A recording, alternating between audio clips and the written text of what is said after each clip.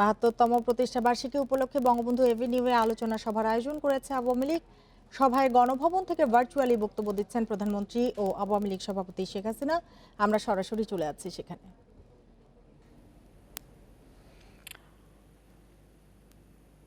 বাংলাদেশ আওয়ামী লীগ প্রতিষ্ঠা লাভ করেছিল 23শে জুন 1949 সালে।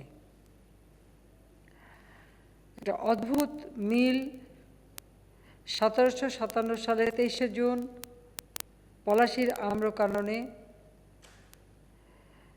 বাংলা, বিহার, উড়িষ্যার নবাব সিরাজউদ্দৌলা যুদ্ধে পরাজিত হয়।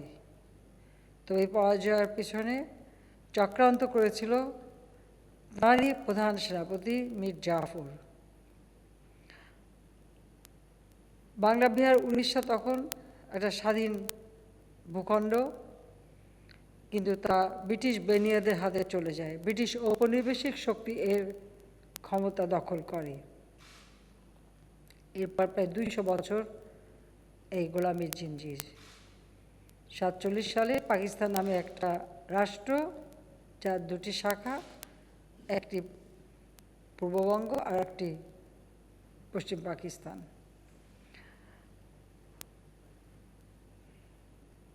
আমরা যদি বলি পাকিস্তান সৃষ্টি, সেটা পিছনে কিন্তু এই বাঙালিদেরই অবদান।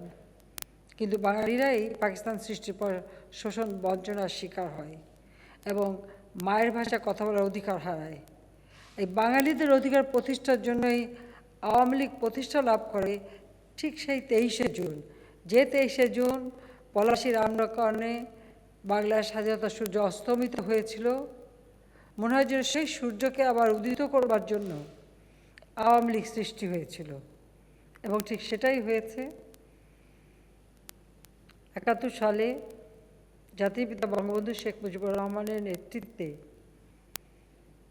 আমরা যে বিজয় অর্জন করি, যে মুক্তিযুদ্ধ শুরু হয়, এবং স্বাধীন বাংলাদেশের যে প্রথম সরকার, গণপ্রজাতন্ত্রী বাংলাদেশ যখন সরকার গঠন হয়, বঙ্গবন্ধু শেখ মুজিবুর রহমানকে রাষ্ট্রপতি, সৈয়দ নজরুল ইসলামকে উপরাষ্ট্রপতি, তাজউদ্দিন আহমেদকে প্রধানমন্ত্রী হিসেবে সেই আম্রকাননেই মেহেরপুরের বৈদ্যনাথ তলায় শপথ গ্রহণ করেছিল স্বাধীন বাংলাদেশের প্রথম সরকার। যদিও জাতির পিতা স্বাধীনতা ঘোষণা দেওয়ার সাথে সাথে পাকিস্তানি হানাদার বাহিনীর কাছেই গ্রেপ্তার হয়েছিলেন। সেখানেই হচ্ছে সবথেকে বড় কথা, যে বাংলাদেশের অভ্যুত্থানটা অস্তমিত সূর্য থেকে উদিত করা স্বাধীনতা, এটা কিন্তু আওয়ামী লীগেরই অবদান। বঙ্গবন্ধু শেখ মুজিব সেই সময় যুগ্ম সম্পাদক নির্বাচিত হন, কিন্তু তিনি কারাগারে ছিলেন। একদিকে ভাষা আন্দোলন এবং বিশ্ববিদ্যালয়ের 4র্থ শ্রেণীর কর্মচারীদের অধিকার আদায় আন্দোলন করতে গিয়ে বিশ্ববিদ্যালয় থেকে তিনি বহিষ্কার হন এবং গ্রেপ্তার হন। সেই অবস্থায় তিনি যুগ্ম সম্পাদক নির্বাচিত হন। বঙ্গবন্ধু শেখ মুজিবের একটা অদ্ভুত শক্তি ছিল সংগঠন তৈরি করার, এবং তিনি সবসময় গুরুত্বই দিয়েছেন সংগঠনকে শক্তিশালী করার জন্য। কারণ তিনি জানতেন যে সংগঠন ছাড়া কোনো অর্জন সম্ভব নয়। তিনি যখনই দেখেছেন পাকিস্তানি দ্বারা এদেশ শোষিত, বঞ্চিত, এদেশের মুক্তি নিহিত ছিল একমাত্র স্বাধীনতা অর্জনের জন্য, অর্জনের ফলে, তাছাড়া আর কোনো উপায় ছিল না। সেই সংগঠনটাকে তিনি সেইভাবেই গড়ে তুলেছিলেন। আওয়ামী লীগ এদেশের জনগণের জন্য, আজকে এদেশের মানুষ যা কিছু পেয়েছে সবই কিন্তু আওয়ামী লীগ দিয়েছে। সেই 48 সালে যে ভাষা আন্দোলন শুরু, তখন তার ভাষা আন্দোলন শুরুর আগেই কিন্তু তিনি ছাত্রলীগ গঠন করেন 48 সালের 4 জানুয়ারি, এবং ছাত্রলীগ নিয়েই কিন্তু তিনি সংগ্রামটা শুরু করেছিলেন। আর 49 সালে আওয়ামী লীগ জন্ম হয়।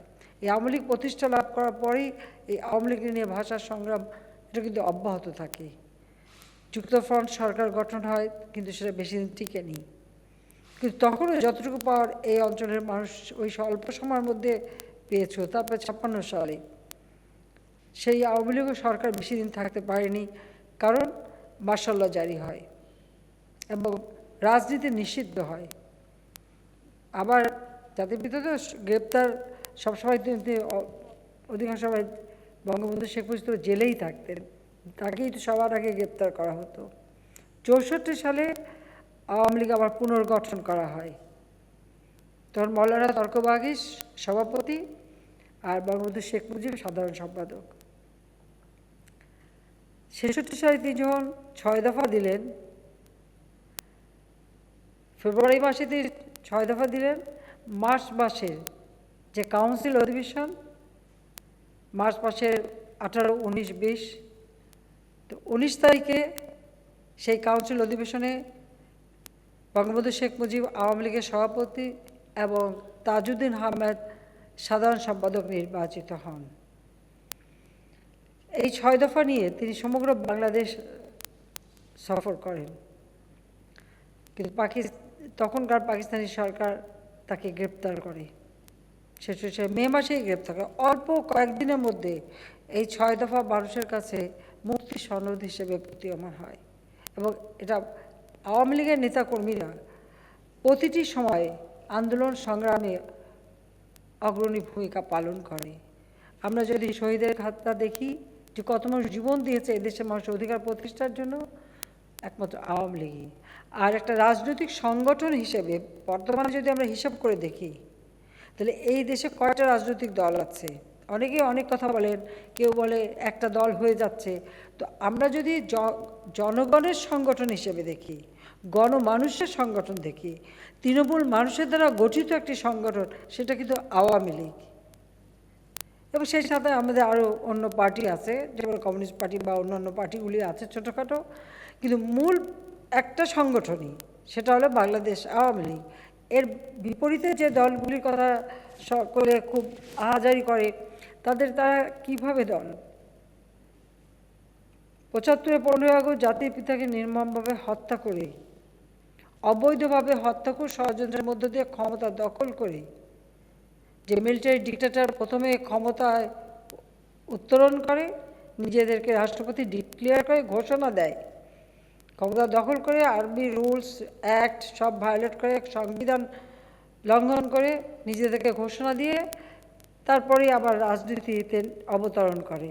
এবং তখন ক্ষমতায় বসে সেই মার্শাল ল জারি অবস্থায় যে দল তৈরি করে, সেটাই একটা হলো বিএনপি, আর পরবর্তী আরেকটা হলো জাতীয় পার্টি। তো এখন বিএনপি জাতীয় পার্টি তো জনগণের মধ্য থেকে উঠে আসে নাই, বা জনগণের কল্যাণের জন্য কাজ করেও কিন্তু উঠে আসেনি। ক্ষমতা দখলকারীর হাতে সৃষ্টি করা একটি দল। সেটা আমি মনে করি যারা সমালোচনা বা কথা বলেন তাদের এই কথাটা মনে রাখা উচিত। আর যে কারণেই এই দীর্ঘ সময় ক্ষমতার খেলা যে চলেছে বাংলাদেশে, সে পাকিস্তান আমল থেকেই। 58 সালে আইয়ুব খান যে পদ্ধতিতে এসেছিল ক্ষমতায়, সেনাপ্রধান হিসেবে আইয়ুব খান ক্ষমতা দখল করে, একাধারে সেনাপ্রধান, একাধারে প্রেসিডেন্ট। জিয়াউর রহমানও ঠিক একাধারে সেনাপ্রধান আর একদিকে প্রেসিডেন্ট নিজেকে নির্বাচিত করে, জেনারেল এরশাদও তার পদাঙ্ক অনুসরণ করে, ক্ষমতা চলে যায় সেনা ছাউনিতে। কিন্তু এদেশের মানুষের অধিকার প্রতিষ্ঠার সংগ্রামে রাজপথে যারা রক্ত দিয়েছে, সংগ্রাম করেছে, সে হচ্ছে আওয়ামী লীগ এবং আওয়ামী লীগের নেতৃবৃন্দ। আর আওয়ামী লীগের নেতৃবৃন্দ এই সংগ্রাম করেছে বলেই আমরা গণতন্ত্র পুনরুদ্ধার করতে পেরেছি। আজকে বাংলাদেশের যে উন্নয়ন, সেটাও যদি বিবেচনা করেন, তো সেটাও কিন্তু আওয়ামী লীগের হাতেই। তার কারণটা একটাই, যে যেহেতু আওয়ামী লীগ এদেশের গণমানুষের সংগঠন, মানুষ অধিকার হারা মানুষের সেই বঞ্চনা, শোষণ তারা দেখেছে, মানুষের কষ্ট, দুঃখ, যাতনা তারা উপলব্ধি করেছে। দারিদ্র্যের কষাঘাতে জর্জরিত একটি জাতি, যাদের একবেলা খাদ্য জুটত না, তাদের থাকার জায়গা নাই, রোগের চিকিৎসা নাই, যাদের কোনো আশা ভরসা নাই, শিক্ষা নাই, কিচ্ছু নেই, সেই শোষিত বঞ্চিত জাতির এই কষ্ট দুঃখ থেকে মুক্তি দেওয়ার জন্য কিন্তু আওয়ামী লীগ সৃষ্টি এবং আওয়ামী লীগের সংগ্রাম, এবং আওয়ামী লীগ রাষ্ট্র পরিচালনা করে যখনই করেছে, এই বঞ্চিত মানুষেরই ভাগ্য পরিবর্তন করেছে। কাজে দল হিসেবে যদি, রাজনৈতিক দল হিসেবে যদি বিবেচনা করা যায়, তো এখানে হ্যাঁ, কিছু বাম দল আছে, কিছু দক্ষিণপন্থী আছে, কিন্তু সত্যিকার গণমানুষের দল হিসেবে যদি বাংলাদেশের জন্য কেউ থেকে থাকে, সেটা হচ্ছে একমাত্র দল আওয়ামী লীগ। আমাদের অনেকে অনেক কিছু বলেন, কিন্তু তারা এই জিনিসটা কখনো উপলব্ধি করেন না। করবেন কি করে? কারণ এদেশে যখন একটা অস্বাভাবিক পরিস্থিতির সৃষ্টি হয়, বা যখন কোনো অরাজনৈতিক অথবা অগণতান্ত্রিক অসাংবিধানিক সরকার আসে, তাই এনাদের মূল্যটা বাড়ে। কেউ কেউ পতাকার আশায় বসে থাকেন, যে কারণে এদেশের মানুষের ভাগ্য পরিবর্তন করতে পারে না। তারা ক্ষমতার পিছনে ছুটে পদলেহন করে। কিন্তু আওয়ামী লীগ ক্ষমতায় থাকলে যা করে জনগণের কল্যাণে করে। তাছাড়া আওয়ামী লীগের একটা সুনির্দিষ্ট লক্ষ্য আছে, একটা আদর্শ নিয়ে এদের স্বাধীন হয়েছে, যে আদর্শ জাতির পিতা দিয়ে গেছেন। তিনি দুঃখী মানুষের মুখে হাসি ফোটাতে চেয়েছেন, তিনি এদেশের মানুষের ভাগ্য পরিবর্তন করতে চেয়েছেন, তিনি এদেশের মানুষকে সম্মানের সাথে বাঁচার অধিকার দিতে চেয়েছেন। জাতির পিতার বক্তব্যই ছিল যে এদেশের মানুষ অন্ন পাবে, বস্ত্র পাবে, উন্নত জীবন পাবে। তার মানে কি, এদেশের মানুষের যে জরাজীর্ণ অবস্থা, পেটে খাবার নেই, পরনে শতচ্ছিন্ন কাপড়, মানে তাদের থাকার জায়গা নেই, সেই মানুষগুলির ভাগ্য পরিবর্তন করা। আমরা আওয়ামী লীগ তো সেই কাজটাই আমরা করব, সেটাই আমাদের লক্ষ্য থাকবে। এবং সেই লক্ষ্য নিয়ে আওয়ামী লীগের প্রত্যেকটা নেতা কর্মীকে কাজ করতে হবে। যে কোনো দুর্যোগ, সেটা আমরা সরকারে থাকি আর বিরোধী দলে থাকি, আওয়ামী লীগ সবার আগে ছুটে যায় মানুষের কাছে। আওয়ামী লীগ ত্রাণ দেয়, মানুষের পাশে দাঁড়ায়, মানুষকে সাধ্যমতো সহযোগিতা করে। একমাত্র আওয়ামী লীগ সংগঠনই সবসময় এসব বিষয়ে অগ্রণী ভূমিকা নেয়।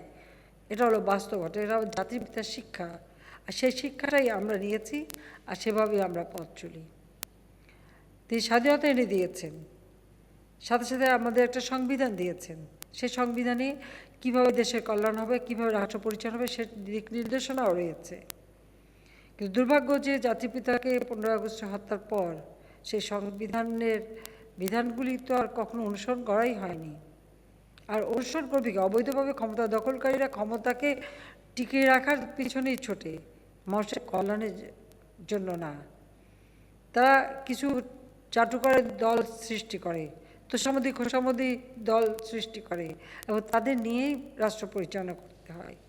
এদেশের ইতিহাস এত করুণ যে 75-এর পরে বারবার কু হয়েছে। তার সবথেকে বড় শিকার হয়েছে সশস্ত্র বাহিনী। কত সদস্য জীবন দিয়েছে, আর রাজনৈতিক দলের নেতা তাদেরকে হত্যা করেছে। একটার পর একটা কু আর মানুষের হত্যা। সেই জায়গা থেকে দীর্ঘদিন আজকে গণতান্ত্রিক ধারাটা আমরা বজায় রাখতে যে আমাদেরকে পদে পদে অনেক বাধা অতিক্রম করতে হয়েছে। নইলে জীবন্ত মানুষকে অগ্নিসন্ত্রাস করে হত্যা করা, আগুন দিয়ে পুড়িয়ে মারা, আমরা দেখেছি তো। ধর্মের নামে জঙ্গিবাদ সৃষ্টি করা, নিরীহ মানুষ হত্যা করা, নানাভাবে অনেকভাবে তারা চেষ্টা করেছে এই দেশটাকে অস্থিতিশীল করতে। আমি আওয়ামী লীগের প্রত্যেকটা নেতাকর্মীকে আন্তরিক ধন্যবাদ জানাই যে যখনই যে ডাক আমরা দিয়েছি এবং যে কাজ আমরা করেছি, নিজের জীবনকে বাজি রেখে আওয়ামী লীগের নেতাকর্মীরা মাঠে থেকেছে, জনগণের পাশে থেকেছে, জনগণের জানমাল রক্ষা করেছে, সেই আদর্শ নিয়ে তারা চলেছে। সেটাই হচ্ছে সবচেয়ে বড় কথা।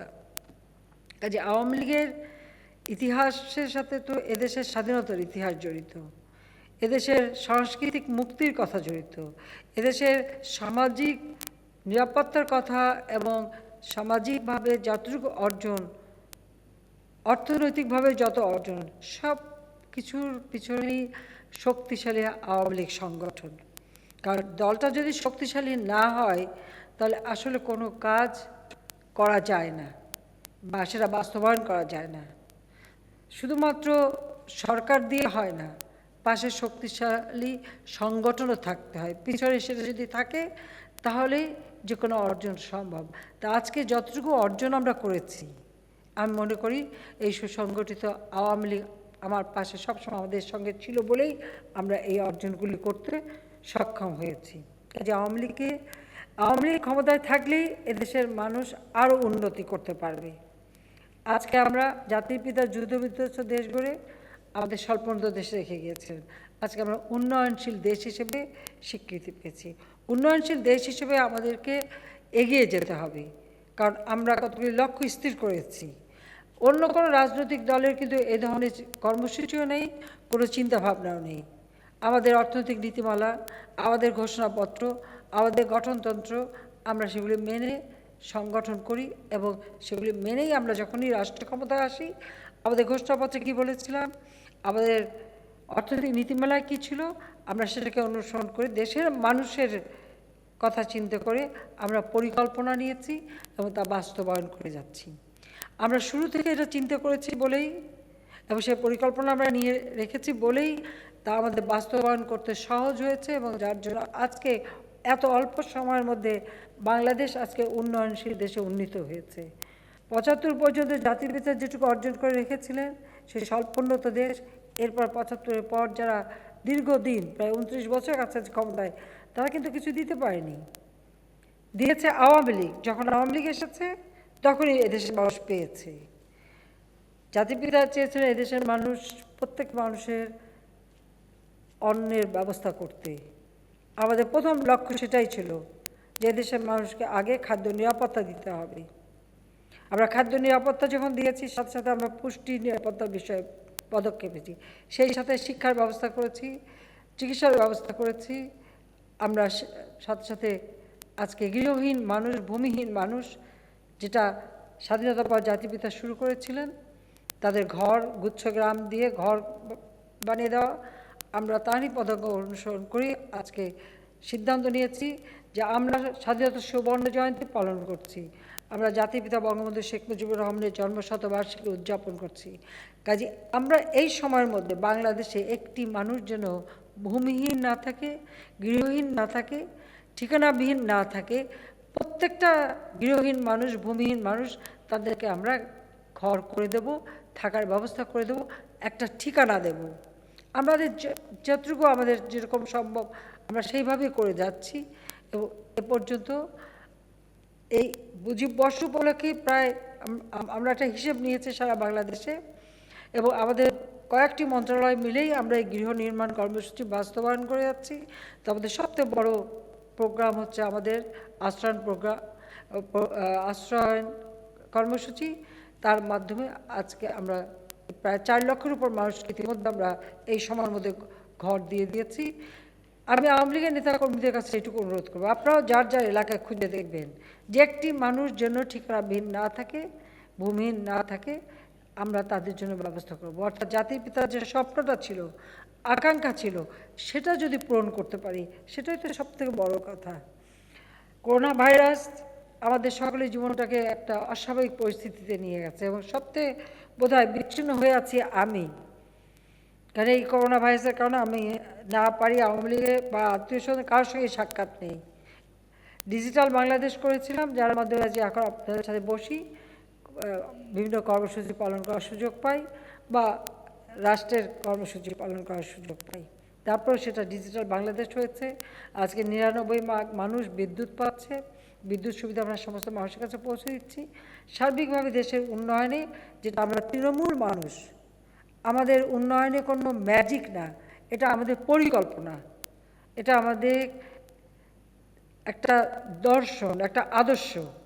আমরা গ্রামের মানুষ, তাদেরকে সবার আগে আমরা গুরুত্ব দিয়েছি, যেটা জাতির পিতা চেয়েছিলেন যে গ্রাম থেকে উন্নয়ন করা, গ্রামের মানুষের ভাগ্য পরিবর্তন করা, গ্রামের মানুষের সুখ দুঃখের সাথী হয়ে তাদের দুঃখ দূর করা।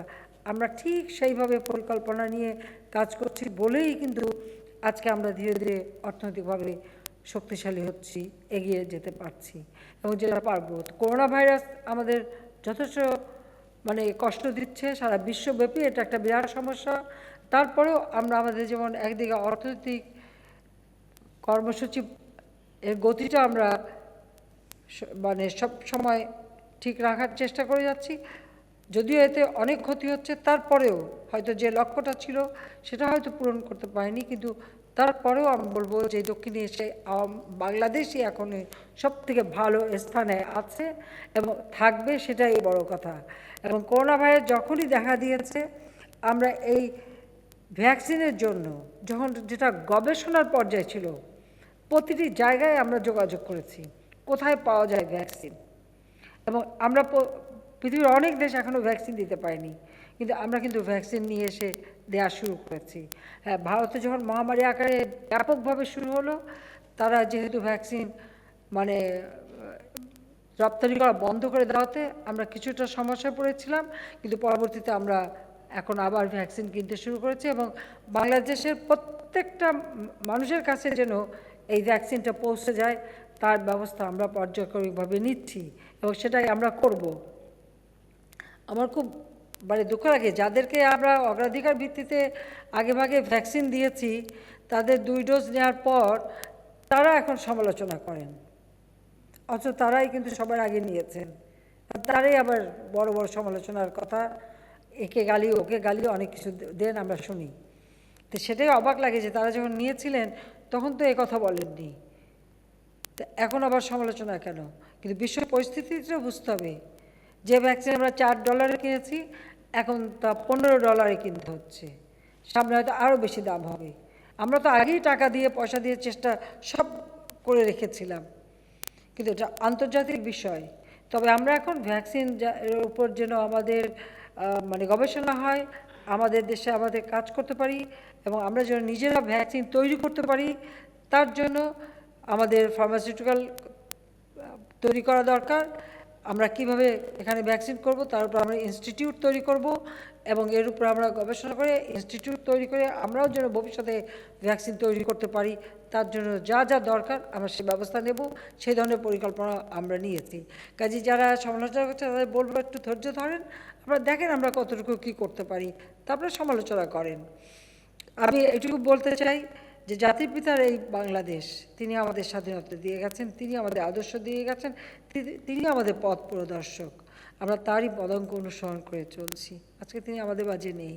15ই আগস্ট বাংলাদেশ হারিয়েছে জাতির পিতা বঙ্গবন্ধু শেখ মুজিবকে, আর আমি হারিয়েছি আমার পরম আপনজনদের, আমার মা, আমার 3 ভাই, কামাল জামালের নবপরিত বধূ, আমার একমাত্র চাচা সহ আমাদের পরিবারের অনেক সদস্য একই দিনে 3টা বাড়িতে তারা আক্রমণ করলো, প্রত্যেক পরিবারের সদস্যদের নির্মমভাবে হত্যা। আমার শুধু মাঝে মাঝে এটি মনে হয় যে যে মানুষটা এই বাঙালির জন্য সারাটা জীবন ত্যাগ স্বীকার করেছে, জেল জুলুম অত্যাচার সহ্য করেছেন, নিজের জীবনটাকে উৎসর্গ করেছেন দেশের কল্যাণে, আর সেই যে বাঙালির জন্য তিনি তার সারাটা জীবনের স্বাদ আহ্লাদ সুখ দুঃখ সব কিছু ভুলে সারাটা জীবন এত কষ্ট করে গেলেন, আর তাকে মানে জীবন দিতে হলো সেই বাংলাদেশের জনগণের হাতে। শুধু বাংলাদেশের রাষ্ট্রপতি হিসেবে বঙ্গবন্ধু শেখ মুজিবকেই তো হত্যা করলো না, আমার মাকেও তো নির্মমভাবে হত্যা করলো। আমার মা জীবন ভিক্ষা চায়নি, আমার মা কোনো আকুতিও করেননি, বরং বলেছিলেন যে তোমরা ওরাকে মেরেছ, আমাকেও মারো, আমি এক পাও নড়ব না। আর সেই সাথে সাথে কামাল জামাল তারা তো মুক্তিযোদ্ধা ছিল, তাদেরকেও হত্যা করেছে। আমার একমাত্র চাচা, সেও মুক্তিযোদ্ধা এবং সে পঙ্গু ছিল, তাকেও গুলি করে মেরেছে। কর্নেল জামিল আব্বার মিলিটারি সেক্রেটারি, রাষ্ট্রপতির মিলিটারি সেক্রেটারি ছুটে এসেছিলেন, তাকেও একজন সেনা সদস্য, তাকেও নির্মমভাবে হত্যা করে। পুলিশ অফিসার হাসিবুর রহমান, তাকেও হত্যা করে। এইরকম জঘন্য হত্যাকাণ্ড এই বাংলাদেশে ঘটে যায়। আমি আর এরা বিদেশে ছিলাম, বেঁচে গিয়েছিলাম, এসব ব্যথা কষ্ট সহ্য করা অনেক কঠিন ছিল। কিন্তু আওয়ামী লীগ সংগঠনটা তখন রাজনীতি নিষিদ্ধ, তারপর চেষ্টা করেছি সকলের আওয়ামী লীগের প্রায় সব নেতারাই তো জেলে আর অথবা বেইমানি করে মোস্তাকের সাথে গেছে। কার সাথে যোগাযোগ করব? তবে জেলখানা থেকে যখন সবাই বেরিয়েছে তখন তাদের সঙ্গে যোগাযোগ হয়েছে। আর রেহানা তার আগে থেকেই যোগাযোগ রাখা শুরু করেছে, প্রতিবাদ করেছে।